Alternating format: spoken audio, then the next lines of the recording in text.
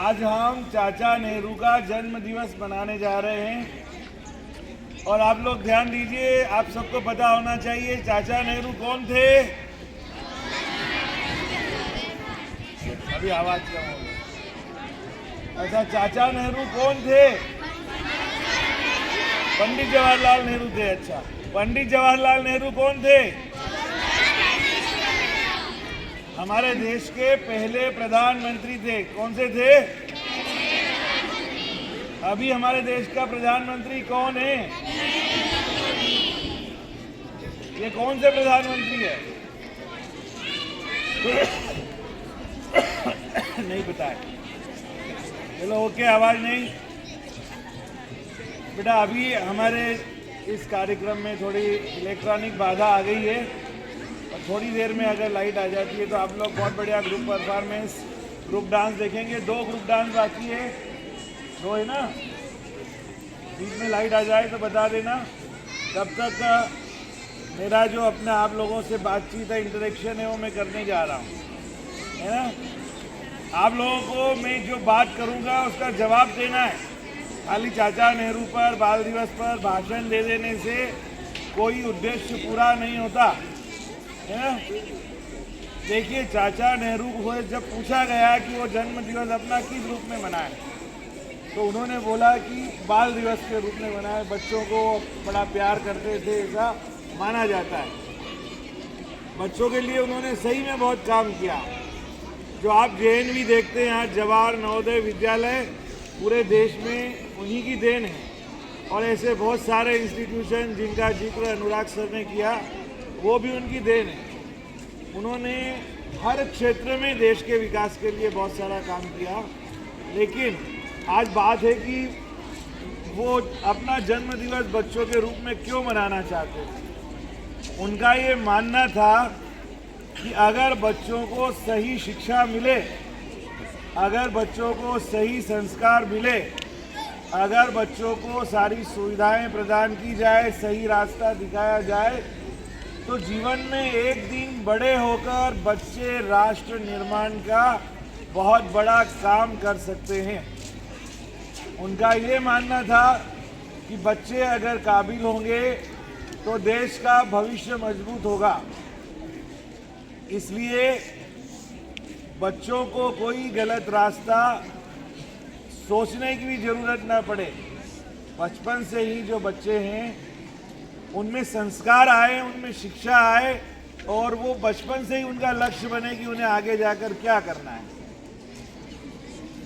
लेकिन आज जब हम देखते हैं कि हम कई प्रकार के उत्सव मनाते हैं, हमारे देश के महापुरुष, हमारे देश के प्रेरणादायक व्यक्तित्व, ऐसे अनेक जिनकी जन्म तिथि, पुण्य तिथि हम मनाते हैं, लेकिन उन्होंने जो कुछ कहा उसको अगर हम अपने आचरण में, व्यवहार में नहीं उतारेंगे तब तक सार्थकता नहीं हो।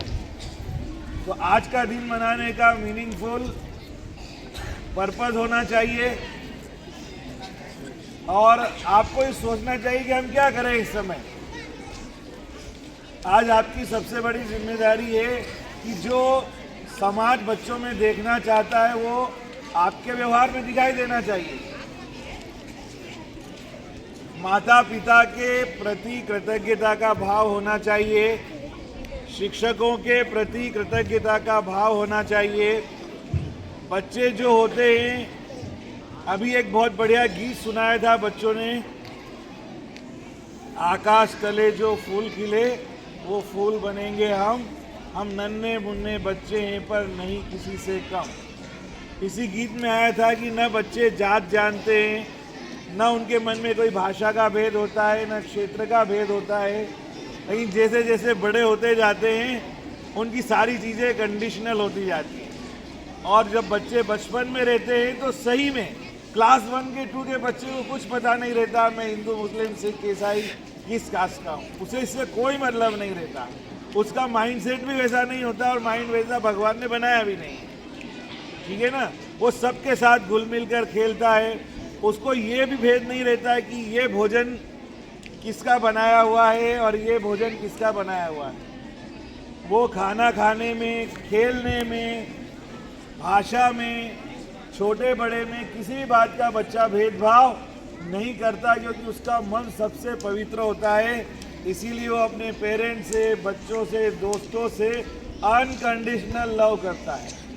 मतलब क्या होता है, कोई शर्त नहीं होती है कि ऐसा करेंगे तो ही वो चाहेगा। अभी टीचर ने खूब डांट दिया, एक पीरियड के बाद वो उसी टीचर के पास प्यार से बात करने पहुंच जाता है। अभी दो फ्रेंड आपस में लड़ लिए, 2 पीरियड के बाद दोनों साथ में बैठे एक दूसरे को कुछ न कुछ अच्छी बात करते हुए दिखाई देते। लेकिन ये जैसे बच्चे बच्चे बड़े होते हैं ना, इनका लव कंडीशनल होता जाता है, इनका व्यवहार कंडीशनल होता जाता है ना। वो क्लास 1-2 के बच्चों को कोई फर्क नहीं पड़ता, A+ दिया या 5 मार्क्स दिए या 3 मार्क्स दिए। लेकिन जैसे जैसे 8, 9, 10 में आएगा तो लगेगा मेरे साथ गड़बड़ हुआ है ना। तो आपकी जो निश्चलता है, आपकी जो पवित्रता है, वो आपको बनाए रखना है। माता पिता के प्रति, शिक्षकों के प्रति आपको सदा आदर का भाव रखना है। जो रोज आप प्रतिज्ञा में बोलते हैं ना, बोलते रोज है प्रतिज्ञा में, लेकिन उसको हम इम्प्लीमेंट नहीं करते, है ना। मैं अपने माता पिता, गुरुजनों और शिक्षकों के प्रति सदा आदर करूंगा, उनकी आज्ञा का पालन करूंगा, बहुत सारी बातें, उसका मतलब यही है। लेकिन आप लोगों को अगर जीवन में कुछ करना है, कुछ बनना है, तो इन सब के साथ साथ आज के इस युग में जो जिन बातों से माँ बाप परेशान हैं, जो चीज़ें मम्मी पापा नहीं चाहते, वो आपको नहीं करना चाहिए। जो व्यवहार आपसे शिक्षक नहीं चाहते, वैसा व्यवहार नहीं करना चाहिए। और आप इतनी ईमानदारी से, मेहनत से, कठोर परिश्रम से शिक्षा प्राप्त करें कि आपको हर क्षेत्र में सफलता मिले। लेकिन जो भी करे ईमानदारी से करे, चीटिंग नहीं करे, बेईमानी नहीं करे, किसी को ऐसा कोई शब्द न बोले, ऐसा व्यवहार नहीं करे जिससे दूसरे को ठेस पहुंचती हो, बुरा लगता हो, कष्ट पहुंचता हो। और साथ साथ आप फिजिकली फिट रहे और मेंटली स्ट्रोंग रहे और इमोशनली हमेशा बैलेंस रहे।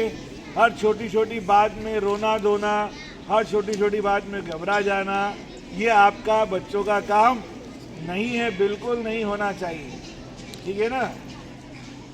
और शिक्षक से भी प्रेम करना है, लेकिन शिक्षकों के साथ जो स्नेह का भाव है वो डिसिप्लिन के साथ होना चाहिए, है ना।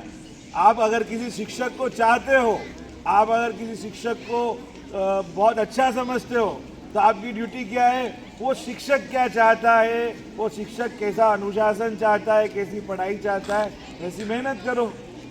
ऐसा थोड़ी होगा कि आप उनके सब्जेक्ट में फेल हो जाओ, अच्छे नंबर न लाओ और बोलो कि ये शिक्षक मुझे सबसे अच्छे लगते हैं। कभी कभी उस शिक्षक का ट्रांसफ़र होता है, तो वो जो फेल होने वाले बच्चे, कम मार्क्स लाने वाले बच्चे, या जो उनका कभी कहना नहीं मानते, वो इतना रोते हैं, शायद उन्हें लगता है कि उन्होंने उनके रहते उनका कहना नहीं माना। तो जब देखिए, अब आपको मालूम है हर 3 साल में ट्रांसफ़र हो जाता है। आपके जो शिक्षक पिछले 2 साल से ज़्यादा समय हो चुका है, हो सकता है 1 साल 2 साल बाद आपके कुछ शिक्षक आपके साथ न रहे, उनको भी अपने अच्छे स्थान पर जाना है, तो उस समय आप उनको गर्व से कह सको कि आपने उन शिक्षकों के साथ बहुत अच्छा व्यवहार किया और खुशी खुशी विदा कर सको, क्योंकि वो भी अपने जहाँ जाएंगे वहाँ उनको फिर नए बच्चे मिलेंगे। तो आपका जो प्रेम और स्वभाव और आचरण है, उसको देख कर के कोई शिक्षक कहीं भी जाए, वो ये जरूर कहे कि बच्चे तो पानागढ़ के थे, है ना। क्या कहेगा कि सबसे अच्छे बच्चे पानागढ़ के बच्चे। आप चाहोगे ऐसा?